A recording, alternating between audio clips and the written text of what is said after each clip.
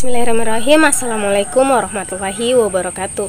Perkenalkan, nama saya Asminarti dengan NIM 202105010165. Program Studi Ekonomi Syariah, Fakultas Ekonomi dan Bisnis Islam, Institut Agama Islam Negeri Kendari. Dalam video ini, saya akan memaparkan materi tentang mata kuliah Sistem Operasional Perbankan Syariah dengan materi yang pertama yaitu fungsi jasa dan layanan akad hawalah, akad wakalah, sarf, qard, kafalah, dan rahan. Kita akan membahas definisi terkait akad-akad tersebut serta contoh aplikasinya pada produk jasa perbankan syariah. Nah, yang kedua yaitu penghimpunan dana bank syariah seperti giro syariah, deposito syariah, dan tabungan syariah. Dan yang ketiga yaitu kita akan membahas mengenai perbedaan produk jasa perbankan syariah seperti transfer, inkaso, clearing, dan sistem Bank Indonesia atau BIRTGS. Nah, untuk selanjutnya yuk kita simak videonya sama-sama.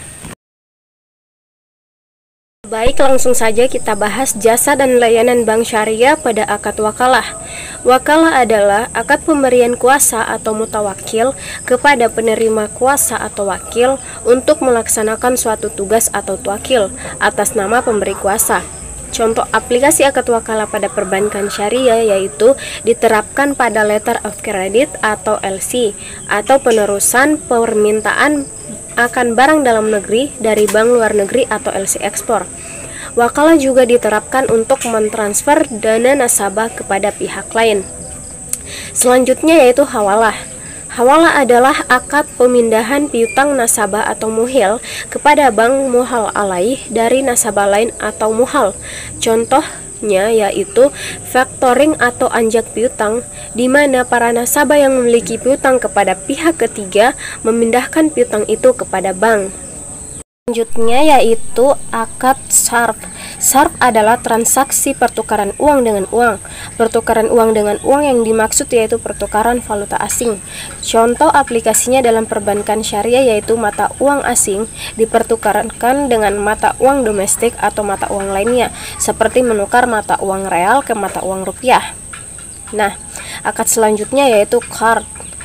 Qard adalah pinjaman dari bank atau mukrid kepada pihak tertentu atau muqtarid yang wajib dikembalikan dengan jumlah yang sama sesuai pinjaman. Mukrid dapat meminta jaminan atas pinjaman kepada muqtarid. Pengembalian pinjaman dapat dilakukan secara angsuran atau sekaligus. Contohnya dapat berupa al-qard Al-Hasan sebagai bentuk sumbangsih kepada dunia usaha kecil. Dan selanjutnya yaitu kafalah.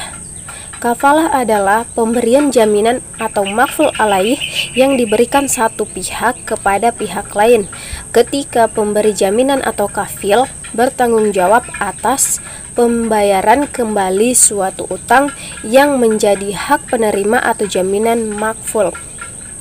Contoh aplikasinya dalam dunia perbankan adalah penerbitan garansi bank. Nah, yang terakhir yaitu ran.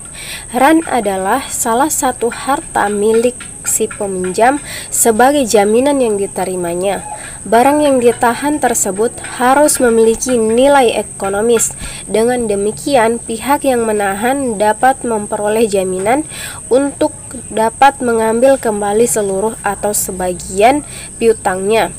Contoh dapat berupa lembaga gadai atau pada bank itu diterapkan sebagai kolateral atas suatu pembiayaan atau pinjaman. Poin kedua yaitu instrumen penghimpunan dana bank syariah. Nah, yang pertama yaitu giro syariah. Bank syariah menerima simpanan dari nasabah dalam bentuk rekening giro atau current account untuk keamanan dan kemudahan pemakainya dengan prinsip al-wadiyah yadamama atau singkatnya wadiyah atau titipan. Wadiyah merupakan perjanjian perwakilan untuk tujuan melindungi harta seseorang. Dalam hal ini, bank dapat mempergunakan dana nasabah selama tidak ditarik. Sementara bank memberikan garansi bahwa nasabah dapat menarik dananya sewaktu-waktu dengan menggunakan berbagai fasilitas seperti cek, kartu ATM, dan sebagainya tanpa dipungut biaya. Yang kedua yaitu deposito syariah.